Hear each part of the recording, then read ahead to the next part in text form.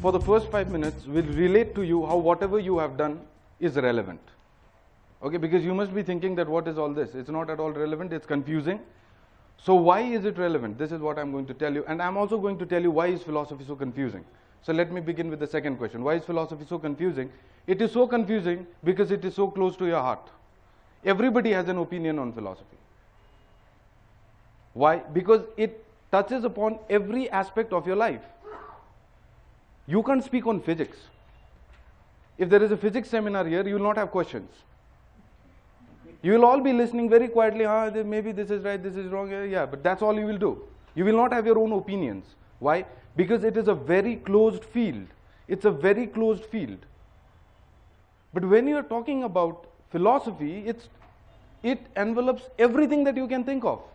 Secondly, if you have noticed so far, our only sanction is reason. For example, now you have had sessions on law. Very clear-cut issue. Abortion is illegal, finished. That's it. You can't argue. It's illegal, you can't do it. Because the sanction that you appeal to is very different. It's a legal sanction. You are not appealing to reason. Even if you are irrational, you will be put behind bars. Even if you are rational, you will be put behind bars. There is a sanction over there. This sanction is external sanction. So most of the things that we do out of external sanctions. So according to the Constitution of India, the following things are legal. And according to the Constitution of India, the following things are illegal. Now you have to abide by them. You have to.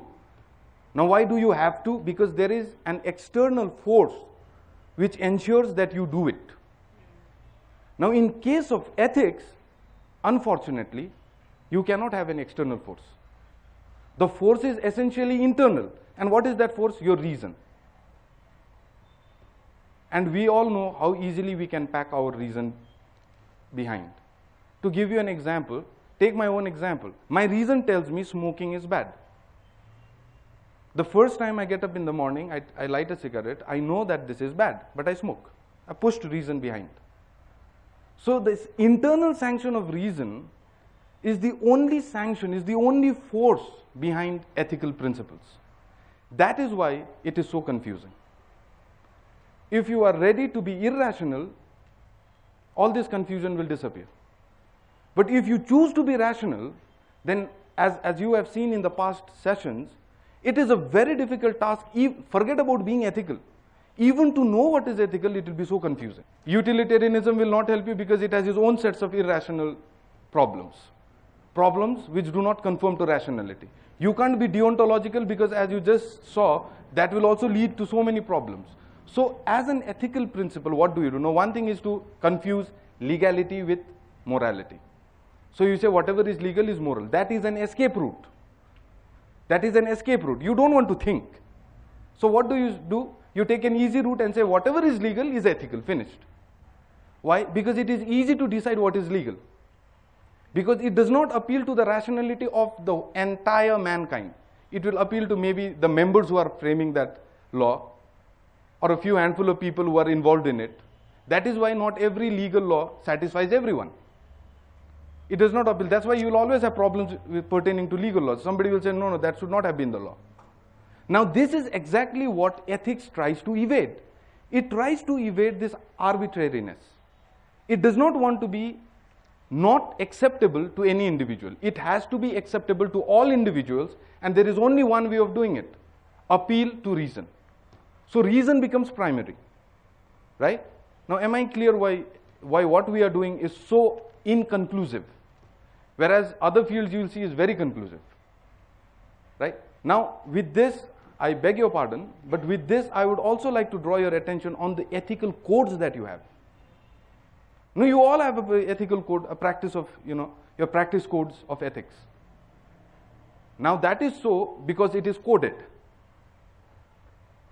Decode it and see whether it really appeals to your reason. Now we will do that, I will do that. I have also told Professor Lobo that is my basic intention, to show you how they are so problematic and why you land up in problems while doing research or while formulating other principles from these basic principles. Why do you land up in problems? That is, if you decode it and make it purely rational, that is the only force of you accepting it is your reason, then you will see how difficult it is for you to accept all those things that you have been accepting as ethical. So that is what we will do in the last 2 sessions. But now coming to the first question that I raised earlier, how is it relevant? How is everything that we are doing connected together? Okay. Now I'll do this very simply by telling you that we have seen that there are various argument forms. The basic argument form is that of if then. So if X, then good. Now our problem over here is to find out what is good, what is morally good. So when will good be good? If X. Now the problem is, what is this X? What is it that makes something good? Now you have to understand one thing. We have seen that there are many kinds of if then, not only causal. There are 5 kinds, as there can be many more. But to instantiate, I have instantiated 5 kinds of if then for the sake of clarity, right? Now this cannot be definitional. It cannot be conventional. Why? Because if it is definitional and conventional, then again it becomes arbitrary. Anybody can come and change it. I can come and change the definition and it will not apply. If I go to some other convention, some other culture, it will not apply. So it cannot be definitional conventional. So it has to be either of these 2 kinds. Either it has to be logical, as is the case with Kant, as you just saw. Apply where? With the help of the reason of universalizability, which is a logical principle. So in Kant, if it is logical, then it is good. So if then becomes a logical principle in Kant. If X, what is this X? That which can be universalized. Now how do you know what is universalizable? That which does not self-contradict. It's a logical principle. It does not appeal, it does not tell you look outside into the empirical world. It is not appealing to any of your empirical experiences. It's merely focusing on reason and logic. If you have a principle that does not self-contradict, it is your duty. So it is X. So if it is X, then it is good. This is how Kant formulates it. Utilitarianism, on the other hand, does not like this. So it moves and takes resort to the other if then, that is law of nature if then, like science. Human beings, as we can all see, seek happiness. Therefore, they must be happiness-seeking creatures. Since it is their nature to seek happiness, therefore they should seek happiness. Therefore, that is good which maximizes happiness. So what is X in utilitarianism? That which maximizes happiness. Now this is not purely logical. This is empirical. My experience tells me that human beings are pleasure-seeking animals. Therefore, human beings should seek pleasure, should seek happiness, should seek satisfaction. That which maximizes satisfaction, therefore, becomes good. So if X, then good. Is this clear? So this is how logic is so essentially associated with ethics. Why is this? Because the only force these principles have is appeal to reason. So it has to be absolutely, rational, in the sense that it has to appeal to your reason. It cannot be arbitrary. That's the reason why these, the if then, the whole of the logic that you did, and this is connected. In other words, what we are trying to say is, if you want me to believe that the good is X, then you are saying, I know that good is X. That whatever is good is X. That is what I am saying. How do you know? Now comes the problem of justifying. How do you know it? Now, if you are to justify how is it that you know that X is good, then you have to give an argument. You have to give an argument to justify that you know that X is good. And keep in mind, this justification cannot be arbitrary. It has to be objective, and it has to confirm to all rational beings. That means your argument has to be valid, and it has to be true. That means it should be a sound argument. And that is what we have seen both utilitarianism as well as Kantian ethics fail. Because the conclusion that we see is not acceptable. It does not appeal to our rational minds. This argument is therefore not acceptable. Therefore, you cannot be a utilitarianist if in the true sense of the term you want to be good, and you cannot be a deontological follower of deontological ethics if you want to know what is good. Because now I'll give you the 3 basic criteria of judging whether an argument is good or not, whether it is sound or not. Apart from the form and the content, you have to see 3 things. 1, clarity. The first condition is that of clarity. That is, you have to first see whether what this theory is telling you, what this argument is telling you is clear or is it not clear. In other words, be careful of ambiguous terms. They can trick you. We have seen that a lot of fallacy can come about if you use terms in various shades of meanings. So you have to see whether this argument or this theory uses terms that you can understand, whether it's absolutely clear. Are they using the term consistently? Okay? Now we saw the problem in utilitarianism is also basically because of this, because then we are not very clear what satisfaction means. So the argument they formulate is basically not clear because we are not sure what satisfaction means. What does it mean by happiness? Now if I ask you just here amongst this handful of 30 people, you will all come up with different views of what is happiness. So this term itself, happiness, that we should maximize happiness itself is not clear. So clarity is very important, 1. 2, it has to cohere, coherence. That is to say that if you use this principle, if you accept X, then by accepting X, you cannot come up with 2 principles or 2 consequences which conflict with one another. If you have an ethical principle, okay, if you have an ethical principle which you want to be accepted, then this ethical principle cannot be of the nature that it gives out 2 further principles which do not cohere. They cannot come together. That is, there is some problem with them coexisting. In other words, they cannot coexist, as is the problem we saw in Kant. Kant is absolutely clear, but he has a problem with coherence. Why?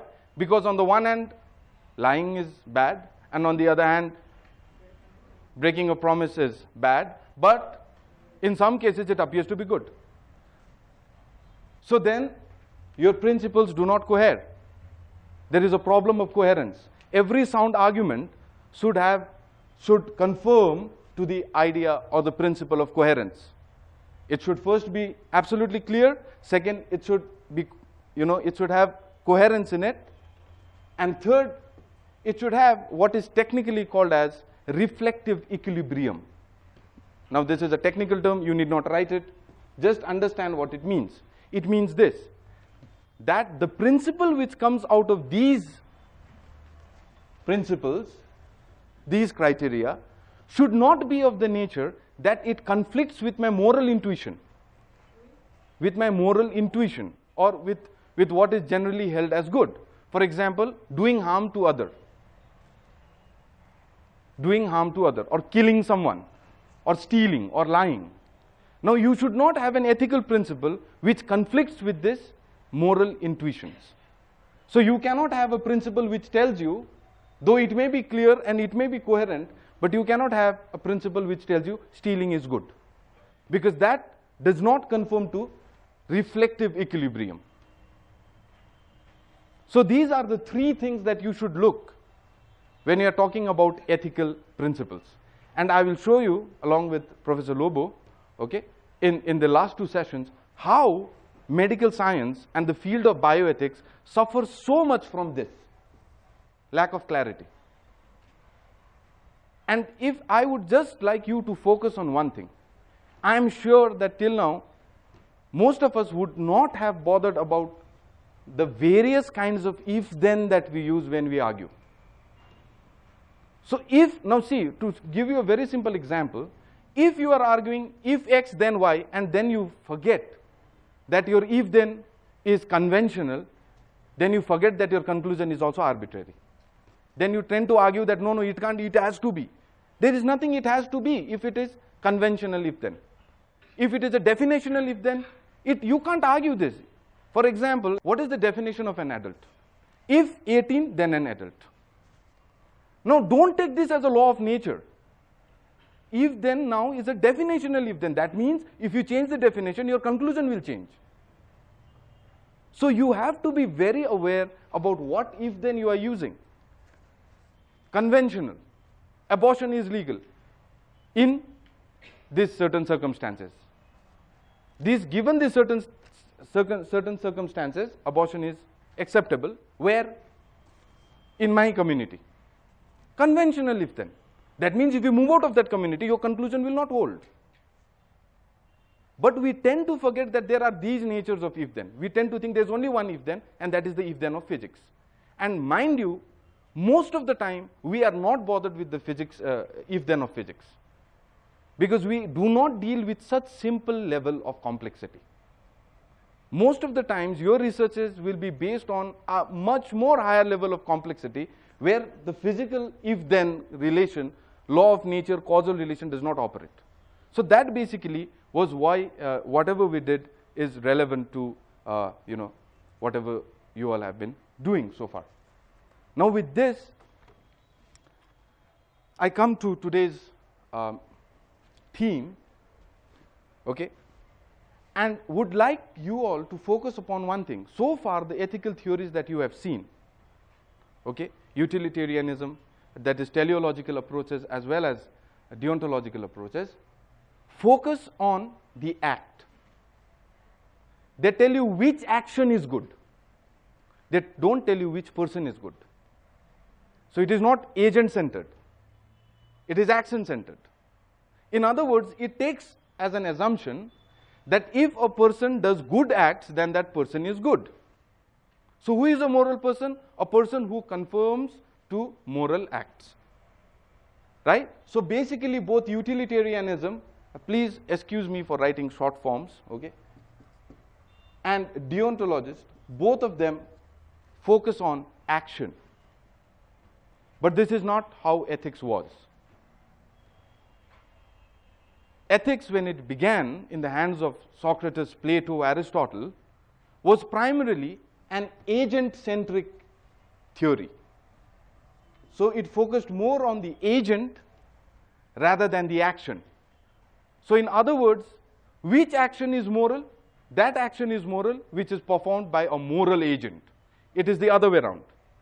In utilitarianism and deontology, you saw who is a moral person? A person who performs moral actions. Now, that is not how it started. It started the other way around. Which is a moral action? An action performed by a moral man. So the question over there initially was not who is a moral person, what is a moral action? The question was rather, who is a moral person? And there was one answer which was given and which was taken very seriously for hundreds of years, and that answer was given by Aristotle. Aristotle said, that person is moral who acts in such a way that he always chooses the means between two extremes. Now, to give you a simple example, if I have a straight line, okay, and this is divided into 5 units, 1, 2, 3, 4, 5. If I ask you to draw the mean, where will your mean be? The middle, the third one, here, right?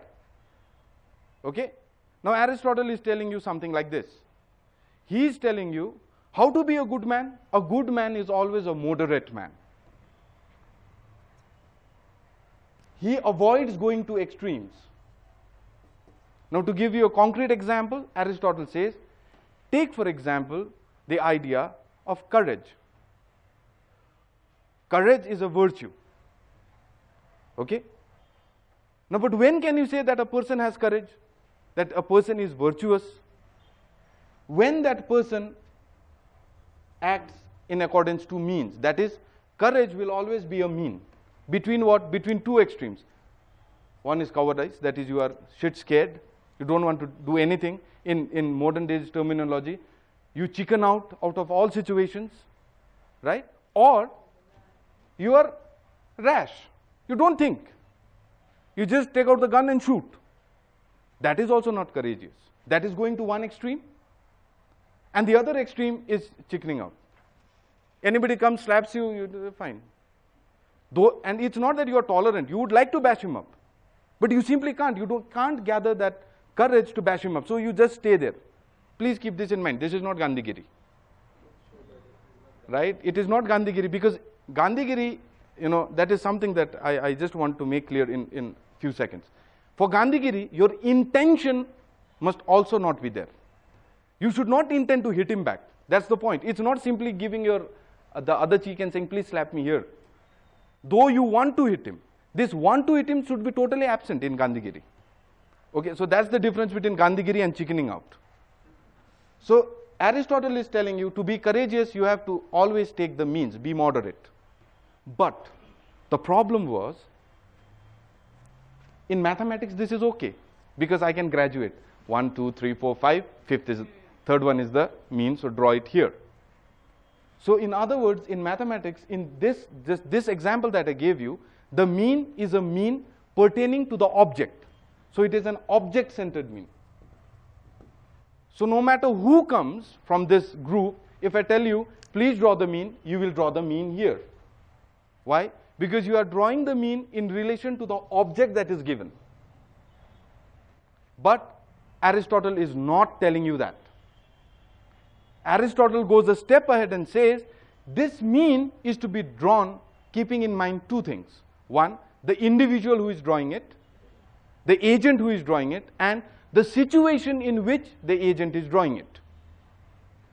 So sometimes it would mean that given the same situation, a gentleman can draw the mean here, and another gentleman could draw the mean here. And both would be means. Or the same gentleman can draw a mean here sometime and a mean here sometime in different situations. Now what is the problem with this? What is the problem with this? Exactly, it becomes arbitrary then. And to avoid this, what happened? Here came the deontologists and the utilitarianism, removing the agent, basing it totally on action, because once you base it on action, it becomes object-centric. Then the agent is nowhere in the scene. The agent is defined in terms of the action. Right? And action is objective.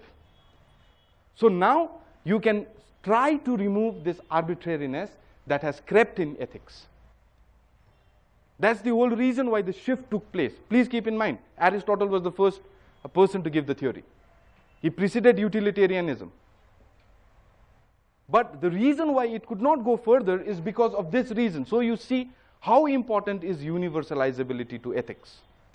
How important it is to appeal to a rational individual, no matter where, when, it has to appeal to a rational individual. That's the whole point of ethics. Is this clear? This, in other words, the Aristotelian ethics is what is called as virtue ethics. What is virtue ethics? It's a theory which tells you that to do a moral action, to do a morally good action, you first have to be a morally good man. How to be a morally good man? Well, always act on the means. Whose mean? Your mean. Very convenient in some sense of the term. Right? So my mean is my mean and your mean is your mean. And both can be moral. So that was the problem. Of course, if you read his Nicomachean Ethics and Eudaimonian Ethics, which are huge books, a collection of 10 books, you will find that he gives a lot of elaborate discussions on this, but in essence, this is what he's trying to tell you. That is why the shift had to be made to utilitarianism and deontological ethics. Why? Because you want to claim, I know. You don't want to say, I believe. And if you want to say, I know this is moral, then it has to be objectively justifiable, which is not possible in the case of Aristotle. Because the mean is subjective. The subject is drawing it. It is not objective, so it can't be objective at all. Is this clear? However, with the failure of all ethical theories, as can be seen, as you have seen in the preceding sessions of Professor Lobo, that neither utilitarianism can answer your difficulties, nor can deontological theories answer your difficulties. So there came about a skeptical movement. People started doubting whether this is possible at all. Therefore, in the 20th century, there was a gradual shift, and people began to sort of argue, maybe ethics is not a question of I know. Maybe ethics is a question of I believe.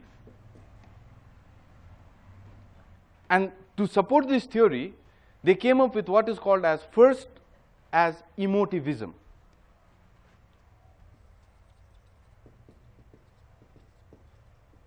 Now, please look at the steps.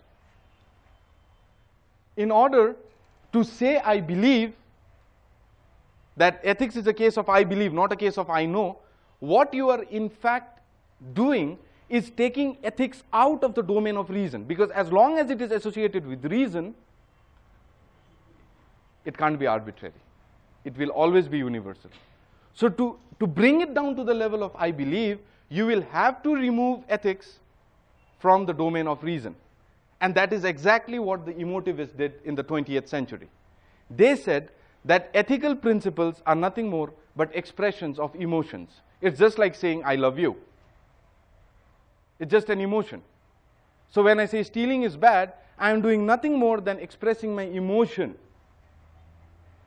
Nothing rational, just an emotion. So therefore the term emotivism. Now how far you can accord with it, I don't know. But people have a lot of problems. Emotivism, plus there is a branch called prescriptivism, which is an offshoot of emotivism, which says, see, just saying it is an emotion is not good, man. We have removed it from reason, but at least let us give it some status. So what do? You say it is, of course, an expression of emotion, but it is also prescriptive in nature, in the sense that I am telling you, I love you, you must also love me. So in other words, if I say stealing is bad, I am expressing an emotion, but I want you to accept the same and express the same emotion. So I am trying to prescribe my emotion to you. That is prescriptivism. Comes out from the same group. Right? So the basic step of the 20th century philosophy was to remove ethics from reason and place it in belief. So one way is to say it is an emotion. Now see, if this is an ethical theory, it does not fulfill this criteria. The reflective equilibrium is gone. Because my reflective equilibrium tells me that morality cannot just be a case of emotions. It has to be something more than that. It simply can't be an expression of emotion. So it fails this test. Now there is another move in the 20th century was even devastating. And that move is called cultural ethical relativism. Now please keep one thing in mind. This is a very appealing theory. It appeals instantly. What does it say? It bases itself basically, to sum it up, into two basic principles. One, ethical principles are dependent upon the culture of the individual. Or instead of culture, you can say the community of the individual. And secondly, it says, therefore, you cannot judge the moral principles of one community through the standards of some other community. In other words, what am I trying to say? We are trying to say this. Supposing somebody plays football, and he is a great football fan. He is in the football community. And he is made to watch a game of cricket. And this fellow says, what is this game, man? There are no goal posts. Is this a valid argument? You will say, you can't criticize. I mean, that's cricket, man. They don't have football posts and goalies. Now, this is not the kind of criticism that you can do. Why? Because you are criticizing cricket from the field of football. If criticism is to be there, you have to criticize cricket from within cricket. So that's basically what the second principle of cultural ethical relativism says. That you cannot, under any circumstance, judge, criticize, or produce a critique of the moral principles of some other culture from without that culture. Therefore, according to the cultural ethical relativist, there cannot be any universal moral principles until and unless we are all willing to adopt Rabindranath Tagore's universal culture. All of us belong to the same culture. Until and unless that does not happen, you cannot have universal truths of ethical principles. So all ethical principles become dependent on the culture that you come from, the community that you come from. Okay? So this is the first implication of cultural ethical relativism. Secondly, with the help of its second principle, saying that you cannot judge a culture from without that culture, it brings about a kind of non-translatability between cultures. So a person of one culture now can't communicate with the other person of some other culture. Why? It's like, how can a football player with the rules of football come and play cricket? You can't play cricket with the rules of football. So basically, translation does not become possible. In other words, if that community person comes to you and says that is ethical, he will not be saying anything to you. Because you are not in that culture, you will not understand what it means. Because you can understand only within your culture and he can understand only within his culture. Now, if that is so, then cultural ethical relativists, unfortunately, club human beings like numbers. So minus numbers can't come this side. Positive numbers have to stay on this side only. Complex numbers, they have a different class and they don't interact. Now, is this how human beings are empirically? In other words, we cannot accept cultural ethical relativism because it first of all fails the clarity test. Because if you are to say that morals are relative to culture, then you will have to first specify what is a culture. And please try and do that.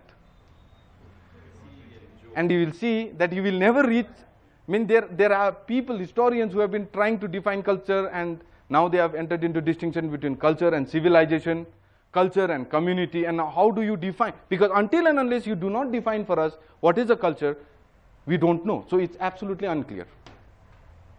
2, it fails the coherence test. Now there is no question of coherence. Because the culture changes, some contradictory principle may be adopted. So coherence fails.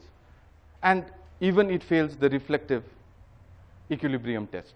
Because somewhere deep inside, you do not feel that morality can be so simple, that you take a train, cross the border, and it becomes moral. Right?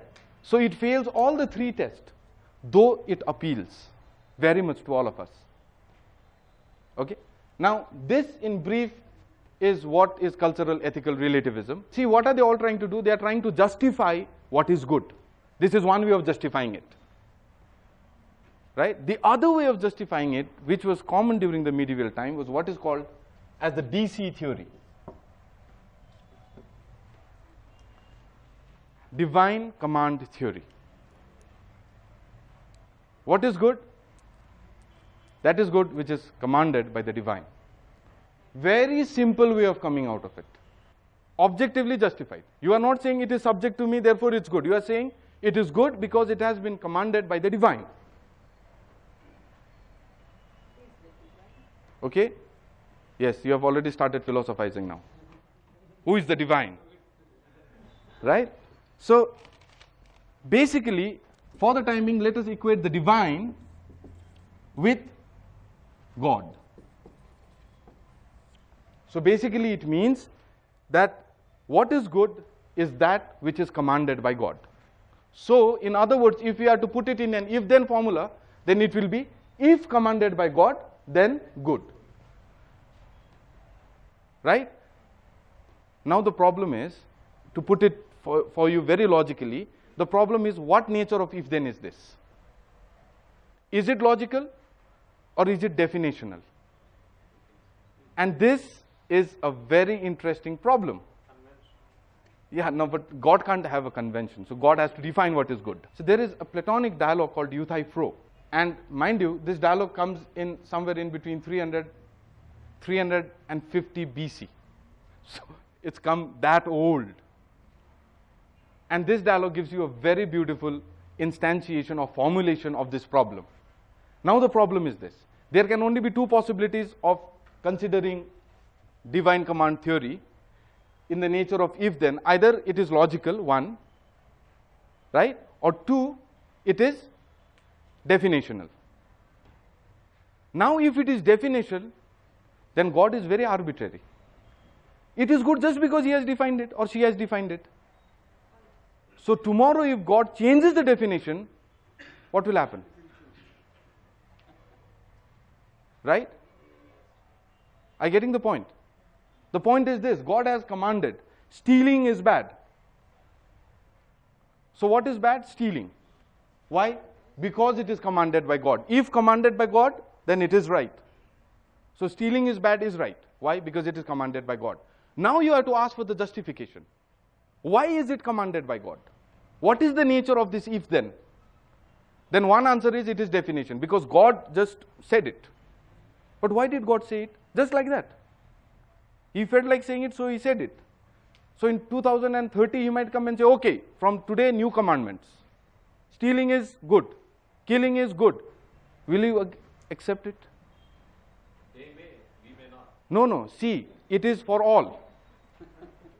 See, that is what I want. It pinches you. Like he said, they may, I may not, but I will not.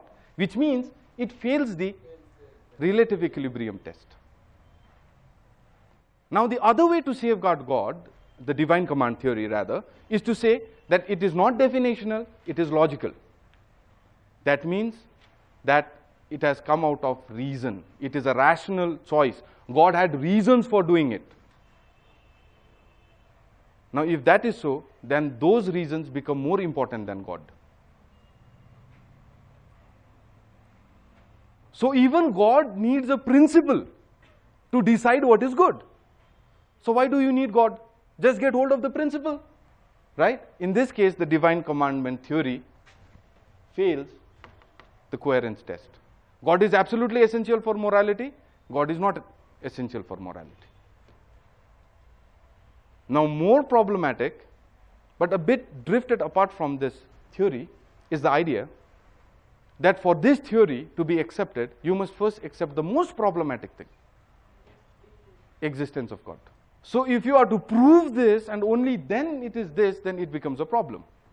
But even if you grant it, that no, God exists, irrespective of that, you will fall into this problem. God is essential, God is not essential, or you will have to say God is essential and arbitrary.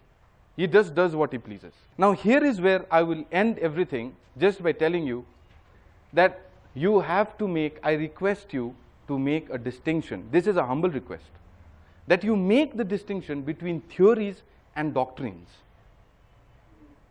Theories on the one hand and doctrines on the other hand. Okay? Theories and doctrines. Basically, theories always have the structure, as I told you. They always have arguments, and they are always justified, or at least they try to justify themselves. Doctrines, on the other hand, are simple prescriptions, commands which are given to you, which you have to believe. You have to believe. Don't ask over there, how did you know? In doctrines, you can't ask this question. It is an illegitimate question. In a doctrine, it is an illegitimate question to ask, how did you know? You have to believe that it is so.